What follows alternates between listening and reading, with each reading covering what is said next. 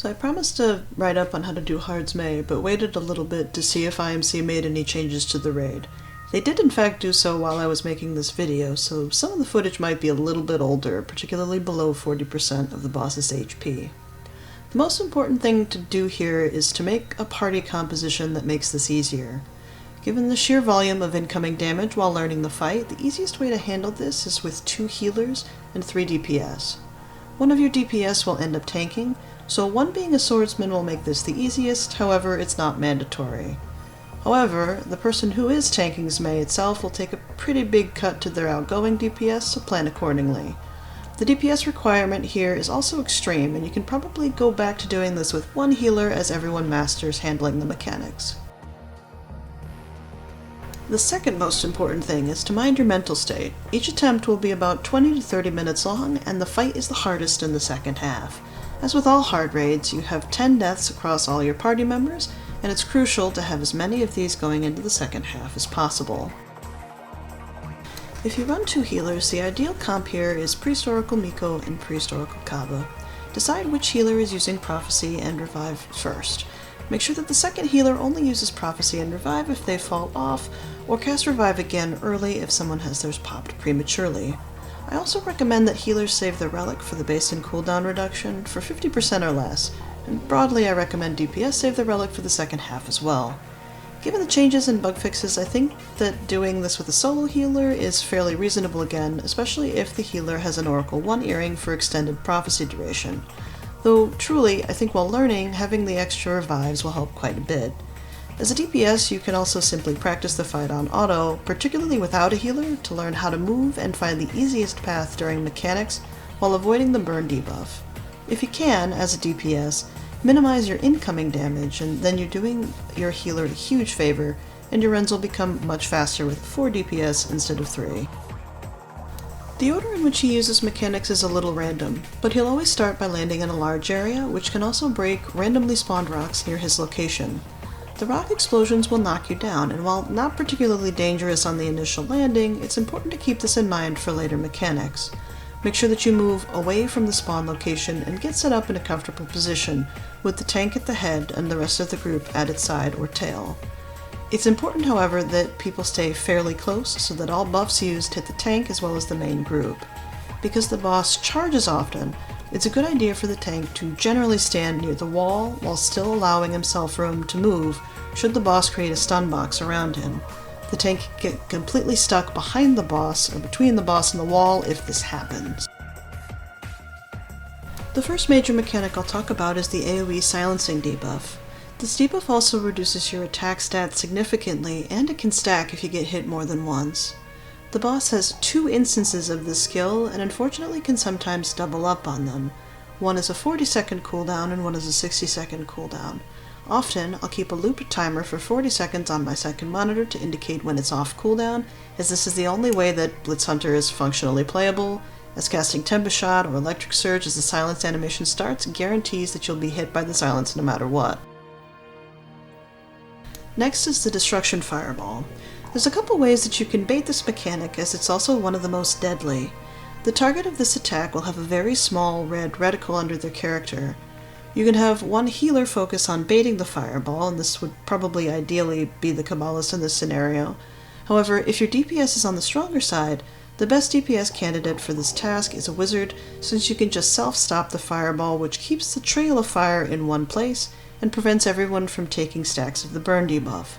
Whoever is the furthest away from the boss will be the target for the fireball, though certain things can make you fall off of his radar. Below 80%, the fireball will create the trails of fire, but prior to that, the mechanic just does damage if the fireball itself actually hits you. You can line of sight the fireballs with existing rocks, however, again, if you or your party members are too close to the rocks, they explode. If you're a scout and are targeted, you can just cloak during the animation to not take the fireball damage, though the trails of fire will still give you the burn debuff, and if you're a cleric, you can use Fade without the attribute for the same effect. For everybody else, try to open with an iframe skill like step forward and run in a straight line, and then double back after the third fireball with step forward in a straight line again back toward your group. There are 6 total fireballs. If you do this, you can keep the fire trails in a fairly condensed area and still be in range of your healers. Another mechanic is Ash of Suffocation, a large frontal cone AoE that, unlike the one on Lymara, the damage and silence persists for the entire animation of it, so you must completely move your character out of the way of it. This is actually the ideal attack for him to do, however, as it's long and allows you to fully DPS, long animation skills and all, during this time without any other danger. Dragon's Breath is another long mechanic like Ash of Suffocation, where he sprays a breath slowly around him. This can also hit you if you're directly underneath him, so try to stay a little at range, and watch out for the origination point depending on where he's facing. This is another good mechanic, however, to get easy damage in once you learn the range and the timing.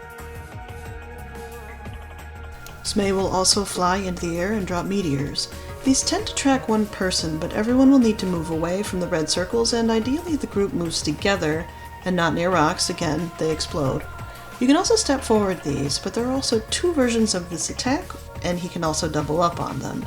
Because of the doubling up on the mechanics in this one in particular, or this one combined especially with the silence and attack down debuff, it's best to just move your character out of the way rather than rely on step forward, particularly if you're a class which only has step forward as its primary iframe ability. The main reason that you stay grouped together is for what I usually refer to as the halo mechanic. This has the potential to be the most dangerous because it can be combined with other attacks. It often comes after the silence, and one player gets a large, glowy seal around their character. I don't really know why I call it a halo, but I'm going to continue referring to it as such for consistency's sake. There are two ways to resolve this. First, all players need to be stacked together. This is surprisingly hard given that your tank is already very far away, and everybody needs to stay stacked together for a full 30 seconds.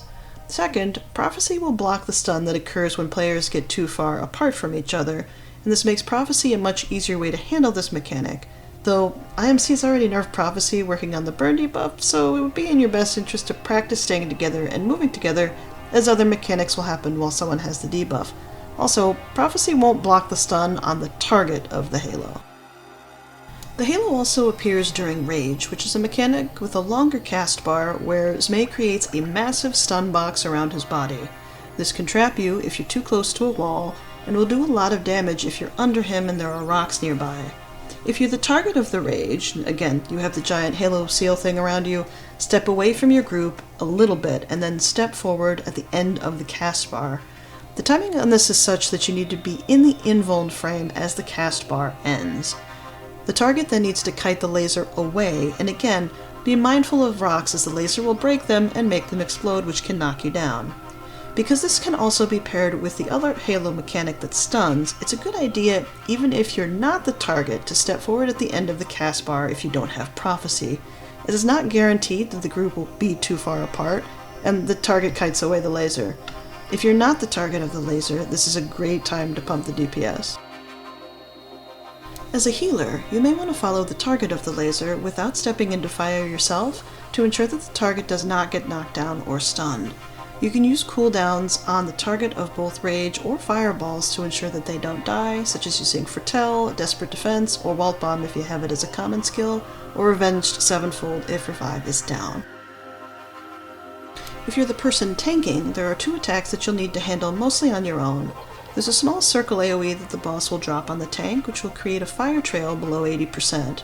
The other is the destructive laser, which creates a fire trail. The laser hurts quite a bit if you don't step forward it, and that's why it's very important to keep the boss turned away from your party. Additionally, if you're in the main group and have common skill Walt Bomb, be advised that the skill taunts the boss and may cause him to turn around and face the group at an inconvenient time, such as during the laser. Make sure to only use the skill during his autos or longer skill casts. Also, I keep referring to 80%, but this is an estimate. Around this time, or if both legs are broken, the boss casts Cataclysm after knocking everybody away from him. When he knocks you away, make sure to mass step forward so that you can invuln the circles of fire without taking the burn debuff. From this point in his HP down, he'll spawn these circles and they'll come and go at fairly random intervals. You can break these with any circle break ability, and Counterspell is good for this, but you'll need to be near the middle of the circle. If you have two healers, make sure not to overlap Counterspell on the same circles. You can assign one to where the group is standing and then one to give the tank some space. If only one part of the room is covered, move the boss to a safer area. Around 40% fire tornadoes spawn. As luck would have it, IMC actually fixed this mechanic while I was writing the script for this video. While it was previously a massive thorn in my side, the fixes caused this entire fight to be a lot more manageable. 4 fire tornadoes will spawn, and you need to either move away from them or your healers can counterspell to break them. Standing in them will kill you extremely quickly, particularly if they've all converged on the same point. Fortunately, you can now actually see them, making this a lot easier to avoid. From this point on, the boss will stun for a very short time if you manage to break the wings. The difficulty is the combination of different mechanics along with the tornadoes. It's important to stay calm and continue regrouping for core buffs like Prophecy and Revive, and find the most safe path for ditching fireballs or for the rage. The most frustrating combination of mechanics usually involves the meteors falling and the silence immediately after, as any class with only one iframe will often have to eat the silence. As I said earlier, it's a good practice to move your character out of the meteors rather than rely on the iframe, or use skills such as Thrust on Swordsman, Storm Stride on Blitz Hunter, or other movement-based abilities which aren't iframes if you can do so in a safe location. While the DPS check is difficult, you can generally still eat a few of the debuffs throughout the fight and still be okay. There's also a 3-minute grace period after the 30-minute timer before the raid comes to a complete stop. One further recommendation I can make is to not use the auto pot for Beast Rage or Aegis Potions, because you really want to use the Aegis Potions in particular when the most dangerous mechanics target you, such as Rage, Fireball, or the tornadoes near the end. They need to be up at the specific times for these mechanics, or you may end up with many stacks of the burn debuff and then have nothing to use to save yourself. They're the difference between living and dying. The fight is a difficult balance between hammering out as much damage as possible and doing your best to stay alive. Some other things you can do which I recommend are using a Regina Legend card in Con Aethers, and make sure you're offset capped 50% to medium and leather, and having over 1,000,000 HP buffed. Because of the damage requirement, it's strongly recommended that you have a highly enhanced gear set, as well as a grace set such as Aurelius. This may be a difficult combination to obtain fully, but it's important to do everything you can to push as much damage as possible without dying to be able to complete the raid. Lastly, he also does a slow debuff if you get hit while he's landing, which also comes and goes at random intervals, but seems to often return during Cataclysm. How you avoid it, or the timing on it, or when it goes away is completely beyond me, but it's also not really anything you need to worry about. Feel free to ask any other questions you have here in the comments, or hit me up on the official Tree of Savior Discord.